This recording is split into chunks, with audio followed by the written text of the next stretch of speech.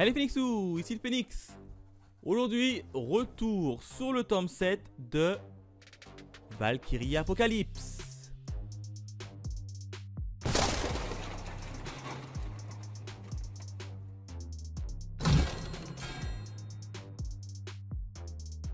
Comme d'hab, on revient sur la jaquette et les différents bonus, même si on a très peu. La jaquette elle est magnifique, on a qui? On a Héraclès avec son petit sourire qui tape la pose, belle petite jaquette de Héraclès, quatrième de couverture, pas grand chose, on a juste le résumé avec quelques slides du manga, donc c'est vraiment dommage. Par contre on a une petite page en couleur où on voit l'adversaire d'Héraclès qui n'est d'autre que Jack l'Éventreur. Donc voilà, en termes de jaquette et de bonus, c'est vraiment dommage encore une fois dans cette série qu'il n'y a pas plus d'images en couleur ou plus de bonus. C'est vraiment dommage. Allez, on passe directement à la partie review. Allez, on démarre directement avec la partie review. Alors qu'est-ce qui s'est passé? Principalement trois événements. Le premier événement, j'ai envie de l'intituler la feinte. Et oui, la magnifique feinte. Alors on reprend là où on s'était arrêté dans le tome 6, on avait Héraclès qui se bagarrait avec Jack l'Éventreur. Et puis là tu as Jack qui réussit à couper le bras d'Héraclès grâce à l'horloge, le Big Ben dans la ville de Londres. Il attrape l'horloge, le cadran de l'horloge rond là de Big Ben, il envoie comme un frisbee sur Héraclès et bien évidemment ça lui sectionne le bras. Donc là on a un Héraclès qui est complètement HS et un blessé qui a perdu son bras. Et puis en face t'as un Jack l'Éventreur des plus dévastateurs.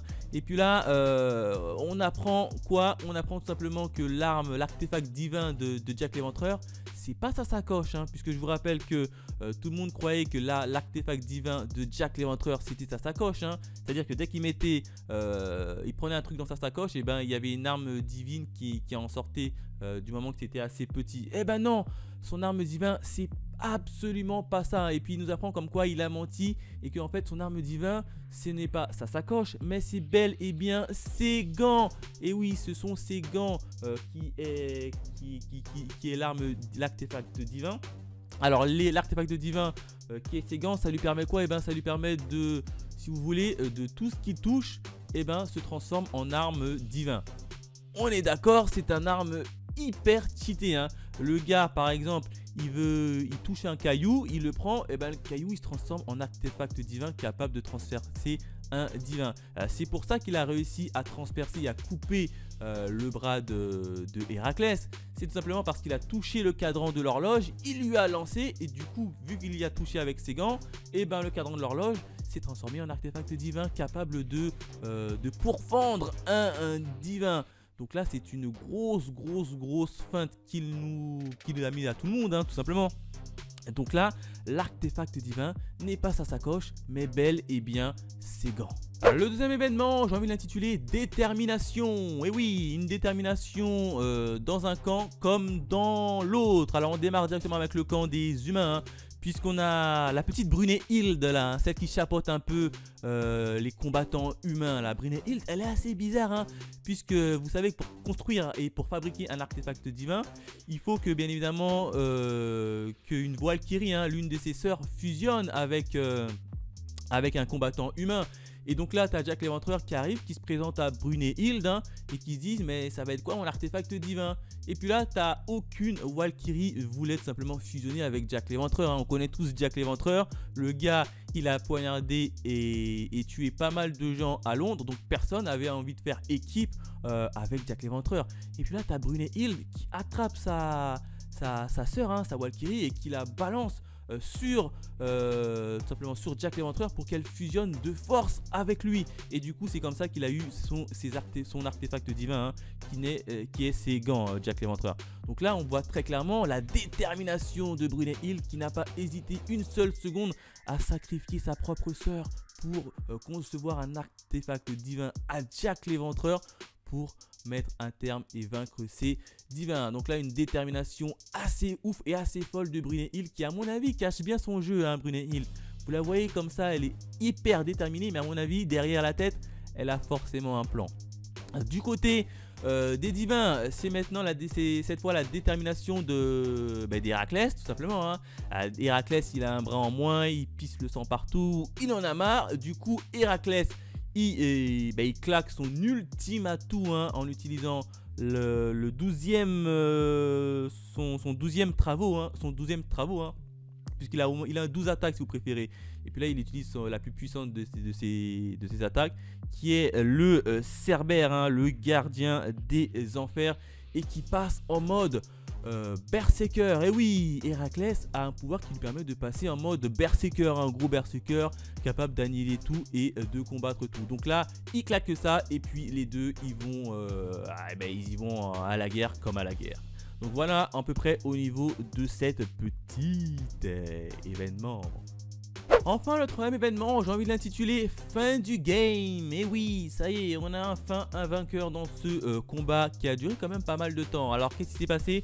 Eh bien c'est tout simplement qu'une fois qu'Héraclès était transformé en mode un peu berserker, il commence à repartir à l'attaque de Jack l'Éventreur. Et Jack l'Éventreur, bien évidemment, il se défend et il esquive l'attaque d'Héraclès, hein, mais il se fait quand même sévèrement toucher. Et puis la bagarre se transforme en une bagarre un peu de rue, hein, où tu as Héraclès qui cogne sur Jack l'Éventreur avec les poings, et puis dans l'autre côté tu as Jack l'Éventreur qui cogne lui aussi Héraclès avec les poings. Donc c'est vraiment une guerre de rue et une guerre d'usure hein, qui va voir que le premier tombé se faire tout simplement battre. Et puis là on a quoi? On a Jack l'Éventreur qui arrive à apporter un coup assez violent et assez mortel à Jack l'Éventreur, hein, puisque grâce au moyen de ses gants, il transperce tout simplement la poitrine et le cœur. Hein, je crois qu'il vise le cœur d'Héraclès. Hein. Héraclès, il se regarde, il fait mince. Bien joué à toi, tu m'as vaincu. Et puis là, on se pose pas mal de questions. Enfin, comment ça se fait qu'Héraclès arrive à transpercer tout simplement le corps d'un divin hein, sans artefact hein, puisque entre sa main et le corps d'Héraclès, il n'y a aucun objet, hein, puisque je vous rappelle, l'artefact divin de Jack l'Éventreur, c'est quoi? C'est tout ce qu'il touche, et il est capable de le transformer en artefact divin. Sauf que là, il n'a rien touché, hein, il a tout simplement enfoncé son bras dans le corps d'un divin. Comment cela se fait que c'est possible hein, puisqu'on nous dit dès le début qu'aucun objet ne peut transpercer un divin, sauf si c'est un artefact divin. Puis là, tu te poses des questions, tu te fais mais qu'est-ce qu'il y a? Comment ça se fait que son bras il a réussi à passer la peau d'un divin? Et bien tout simplement parce que, si vous préférez, entre la main, ou si vous préférez entre le gant de Jack l'Éventreur et le corps d'Héraclès, et ben il y avait du sang. Bien évidemment, il y avait du sang.